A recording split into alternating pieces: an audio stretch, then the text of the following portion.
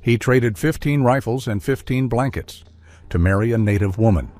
Without priests and no wedding ring, he simply laid out his trading goods on the ground for bartering. But did the woman choose him, or was he chosen for her?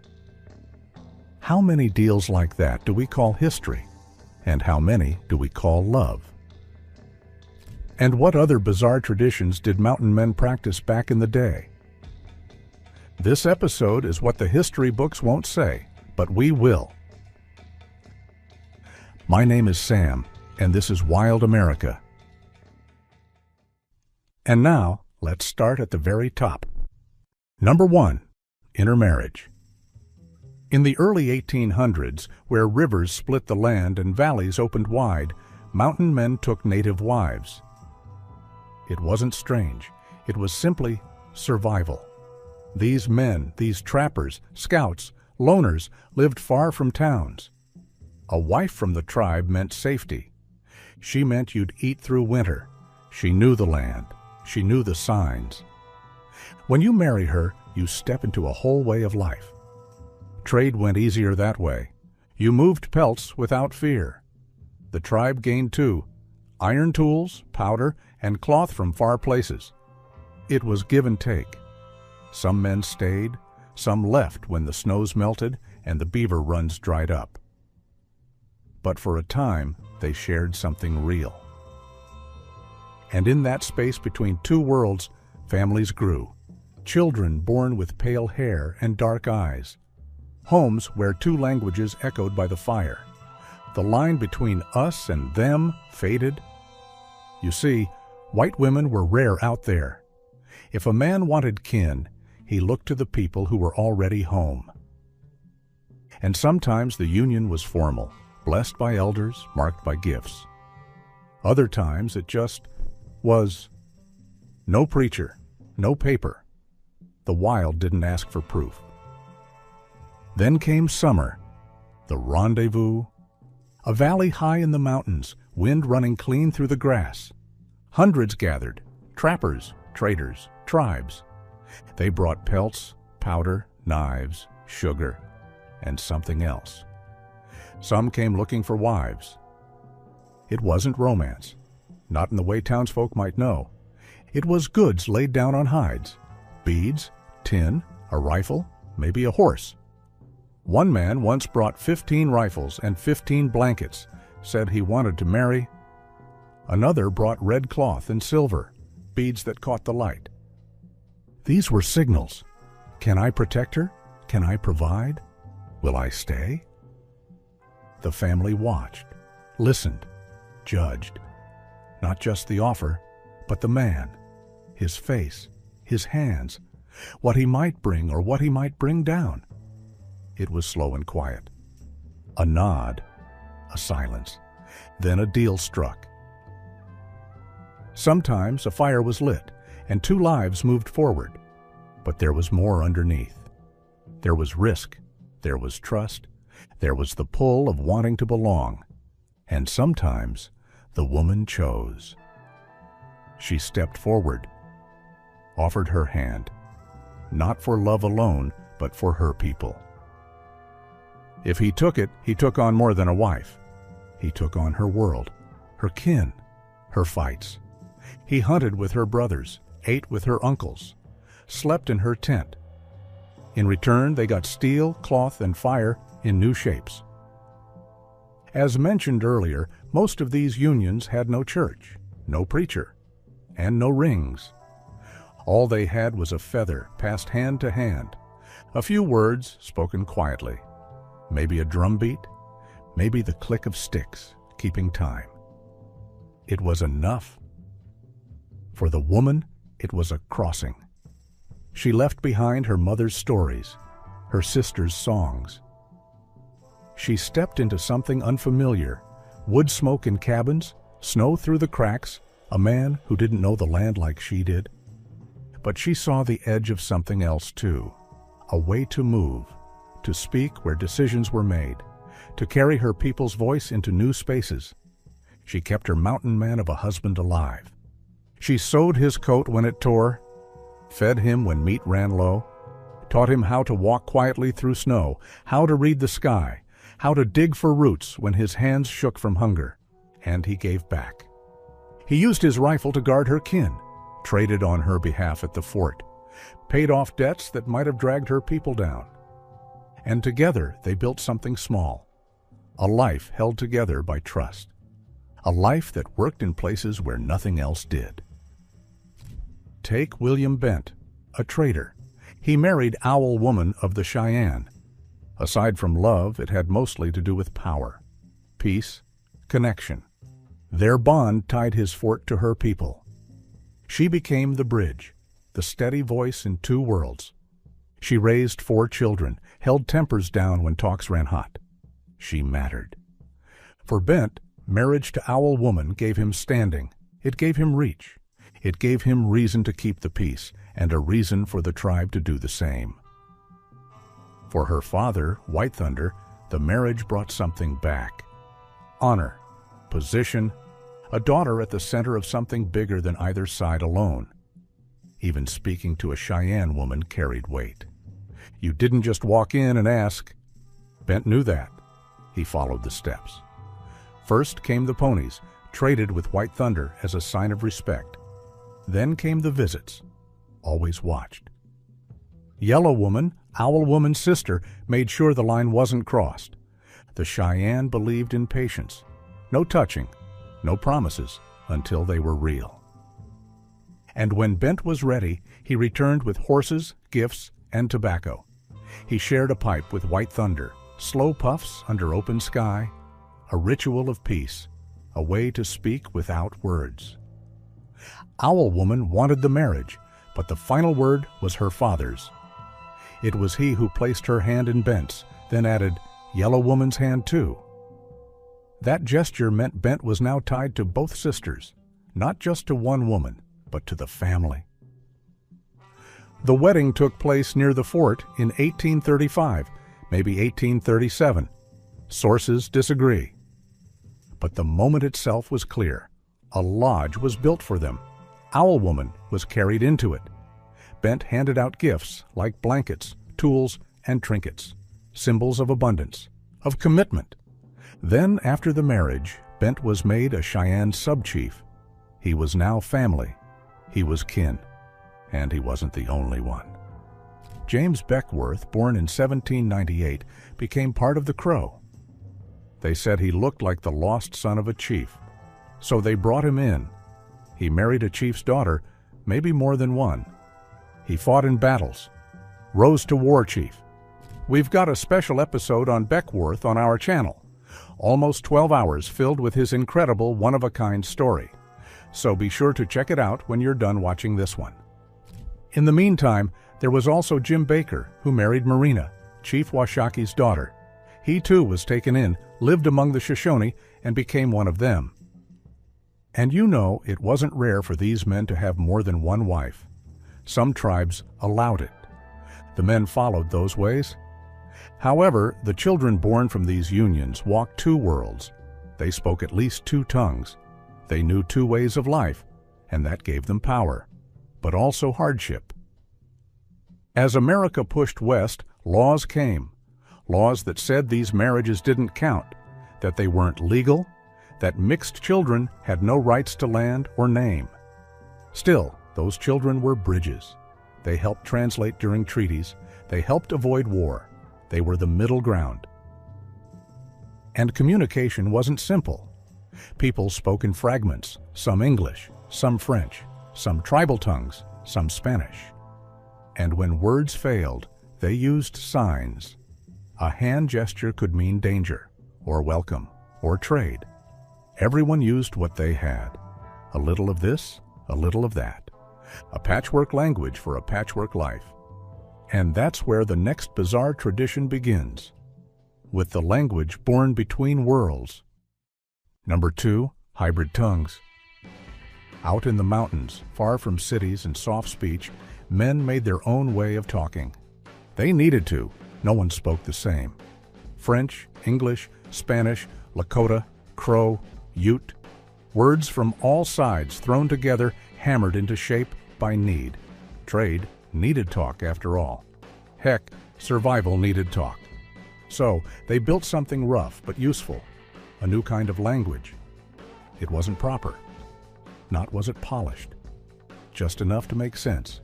Just enough to get by. They called it jargon, or pidgin, and it came alive in the wild places like rendezvous camps, fur posts, river crossings, where traders, trappers, and tribes met, Métis, Americans, French Canadians, Mexicans, dozens of native nations. No one spoke the same, but all needed to understand.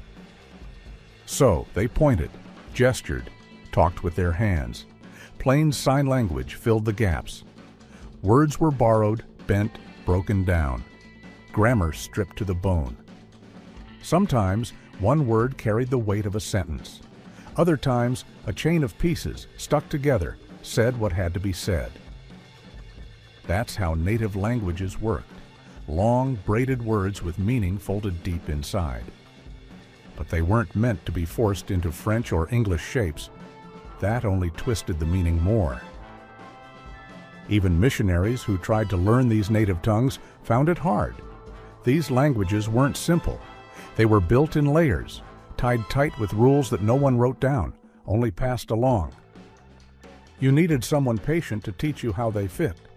And even among tribes who shared language roots, like the Quapaws, the Omahas, the Osages, words drifted. Time split them apart.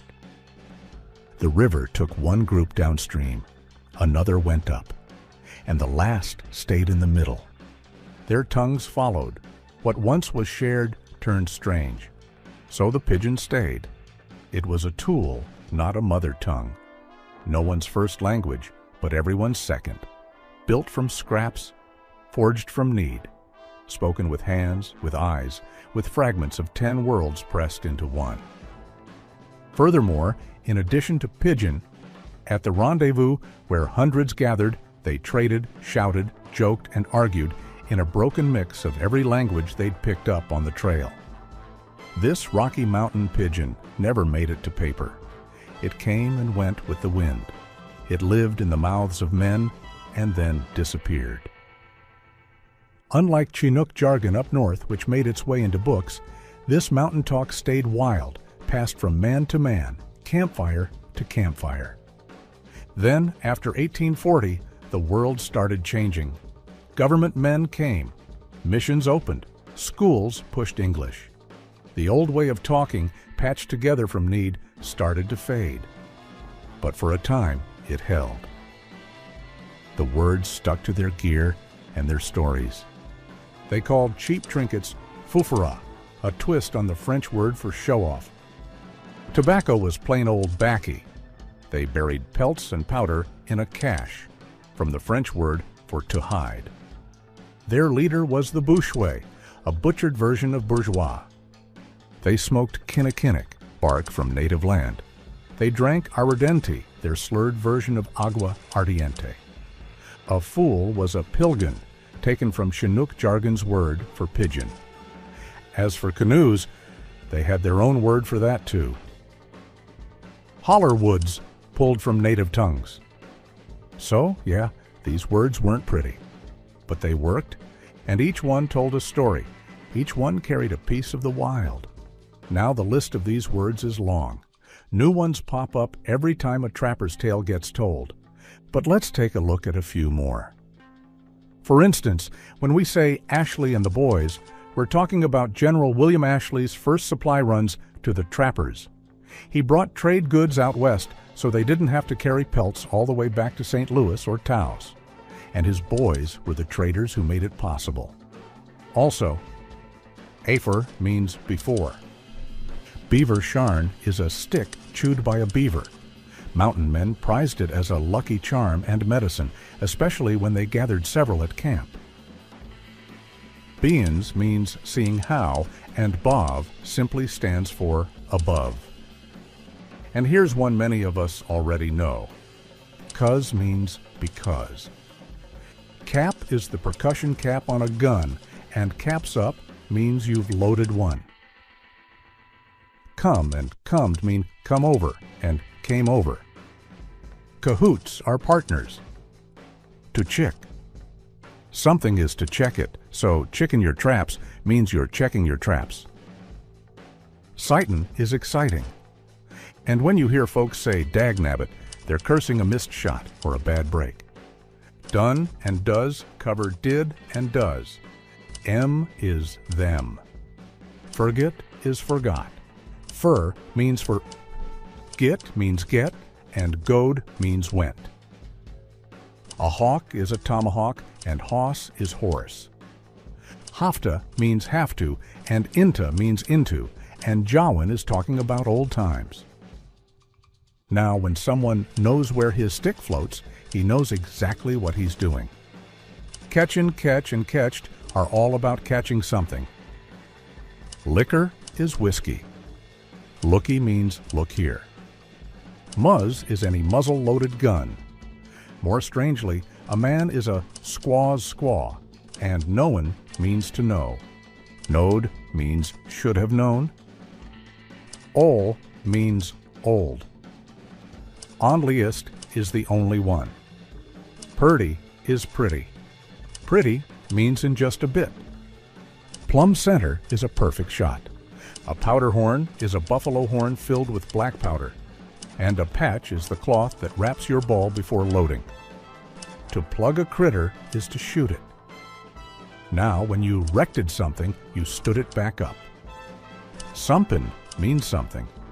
Skeert is scared, and skedaddle means to get out fast. Splain means explain. Twinkst means between. Top knot is the hair on your head. Was is was. We's is all of us. Woulda is would have. Woked is woke up. Warned is warned. And finally, your means your or you are, and zactly means exactly. And when the words ran out, the real currency showed its teeth. Number 3, pelt currency. They called it a plu, a beaver skin trimmed and dried, soft underfur, dense and warm, worth its weight in powder, lead, and whiskey. And out in the Rockies, plus were money, real money. Trappers scraped the hides clean the same day they pulled them from the trap. Then they stretched them tight on willow hoops, let them dry in the sun till they curled like thick leather coins, each one neat, round, and ready for trade. We've got a new episode out, by the way, describing a full day in a trapper's life out in the wilderness, in his cabin, how he traps beaver, and so on. Be sure to check it out when you have time. But yeah, at first, the mountains were filled with beaver, bigger and better than anything back east. Their underfur was gold to European hatters. It made the best felt, warm, tough, water-shedding, perfect for top hats. And every summer the big supply trains rolled in, bolts of cloth, kegs of whiskey, lead, powder, knives. The rendezvous camps sprang up, and for a few wild weeks the mountains roared with trade. Plus changed hands fast, a beaver skin for a drink, a handful for a gun. Trappers hollered, drank, told lies by firelight. Rich one moment, broke the next. That's how it was. Traders also brought blankets marked with black lines, Hudson's Bay Point blankets. The lines were there to show size, nothing more. But mountain men saw a way to count. One line, one plu. So a blanket with 6 marks meant it cost 6 beaver skins. It was simple and honest. You could trust the thread more than a stranger's word. And that's how bookkeeping worked out here. Fur companies had ledgers too. Neat columns, dollar signs, ink that froze in the cold.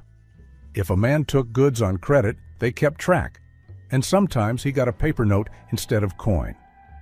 Write it down to St. Louis, hand it over, walk out with cash. It worked like a company store, but it meant you were tied to that company. Same way miners owed the shack. Everything had its price in beaver. Even other pelts had their place on the scale. For instance, 1 plu is equivalent to 2 otter pelts, or 2 fox pelts, or 1 wildcat pelt, or 1 wolf pelt, or 1 black bear pelt, or 1 deer pelt. 2 plues, however, can be traded for 1 moose pelt. But not all beavers were equal. Made beaver meant clean, dried, and ready to trade. That was prime. Anything less, coarse, greasy, torn pelts that brought a lower price. Some trappers tried to cheat, patching holes with scrap fur. But wary buyers had sharp eyes, though. They saw the stitch marks. Now 50 plues made a bundle, 100 pounds easy, wrapped tight in deerskin, buried in pits till summer. That's how you kept your wallet safe, underground. By the time of the rendezvous, trappers came down from the high country, riding pack horses heavy with fur. A man's wealth slung over the saddle, smelling of sweat and beaver musk. At trading posts, every blanket had tally marks. 1 mark for 1 plue. 4 marks meant 4 skins gone. That's how you paid. A prime plue could fetch $6. That was the brag. $6 a plue prime. But not all hides were equal. Scarred, torn, or chewed, maybe worth a cup of coffee. Maybe not. Everything had its price. A flintlock or rifle might run 12 plues. Sugar cost 1 pelt. 2.25 kilos of sugar cost 1 plue. Whiskey, maybe 2 pelts. Needles, cloth, awls, beads, each had its price in fur as well. For instance, 2 scissors cost 1 plue, 20 fish hooks cost 1 plue, and 1 pair of shoes also cost 1 plue.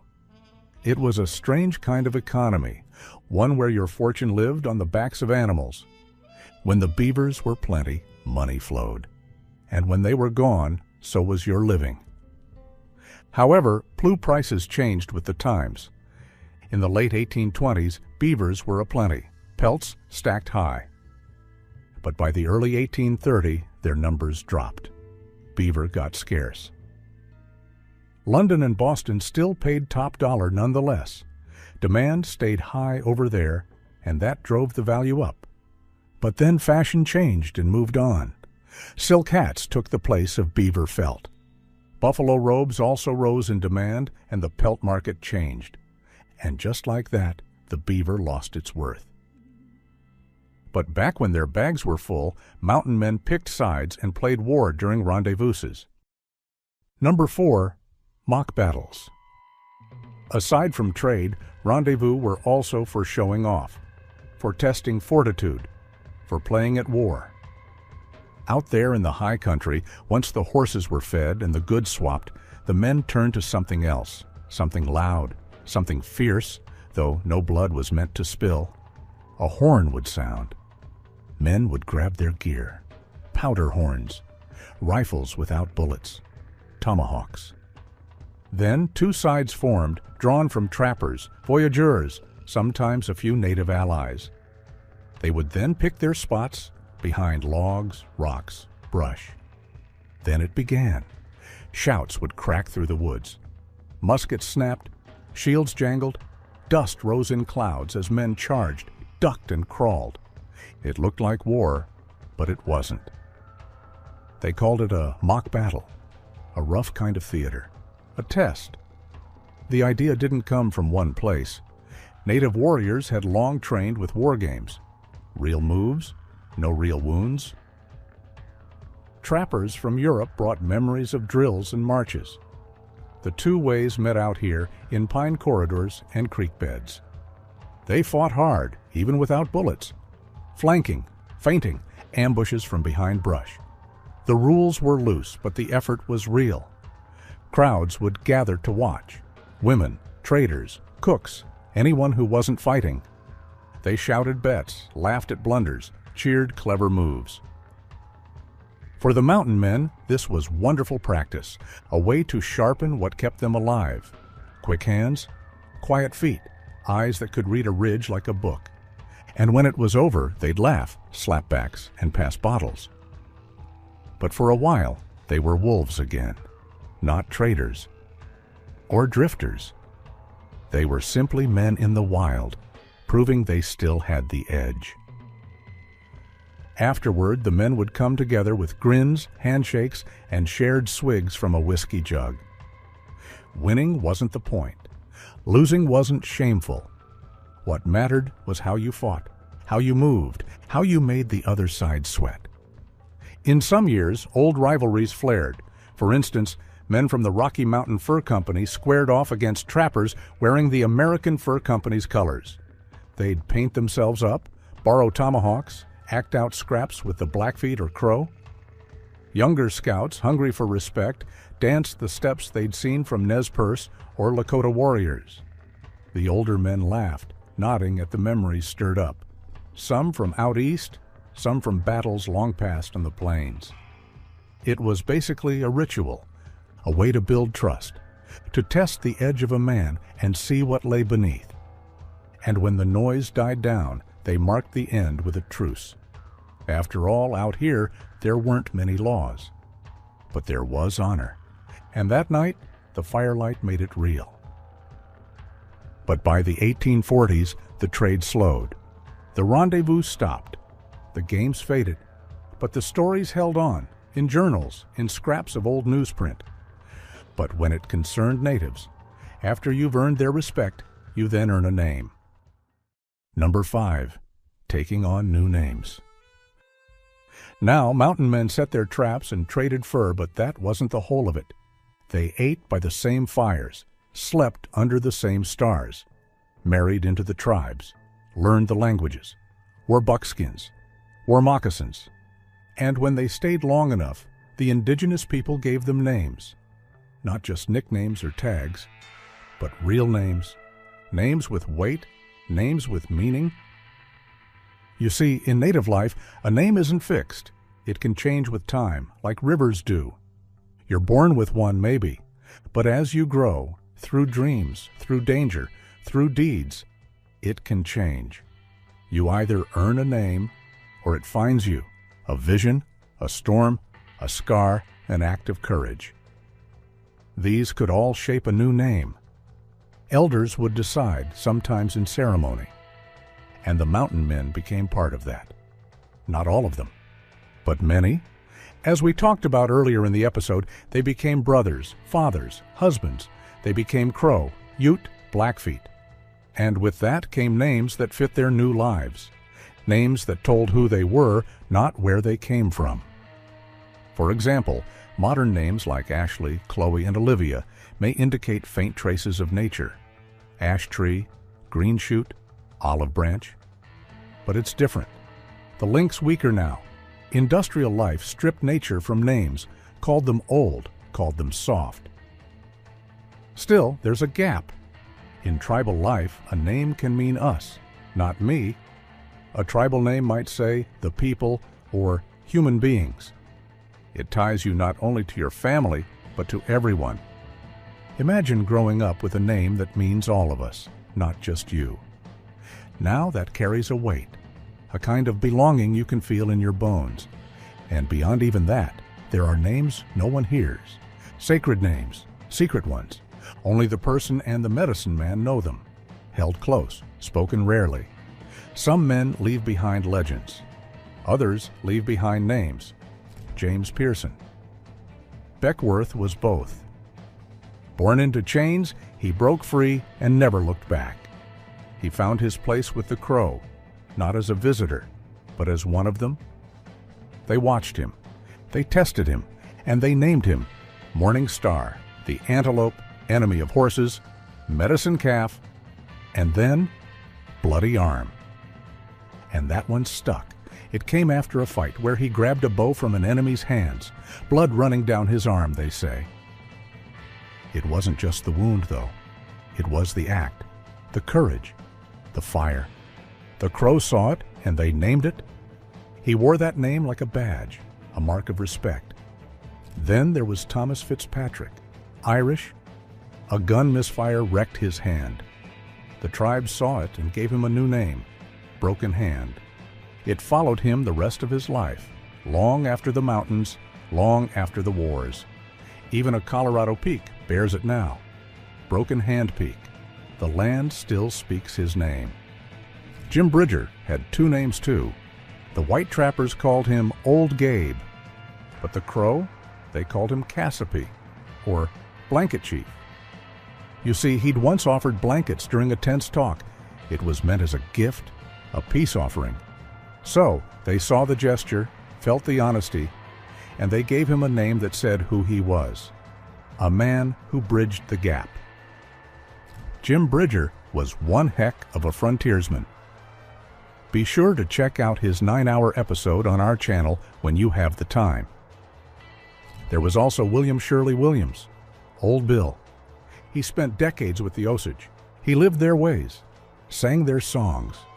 They named him Lone Elk, not just for the way he moved, but for who he was: strong, quiet, respected. Kit Carson also earned the name Rope Thrower from the Navajo, not just for hunting, but for how he moved in a fight. Jim Baker, too. When he saved a Shoshone chief's daughter, he was brought into the tribe. They called him Red-Haired Shoshone. It wasn't entirely about his looks. It was more of a statement. He's ours now. So, yeah, these names weren't given lightly. They were earned, fought for, lived. And long after the mountains quieted, long after the guns and traps were put away, those names stayed. But now, ask yourself, what gets remembered as history? And what gets buried with the bones?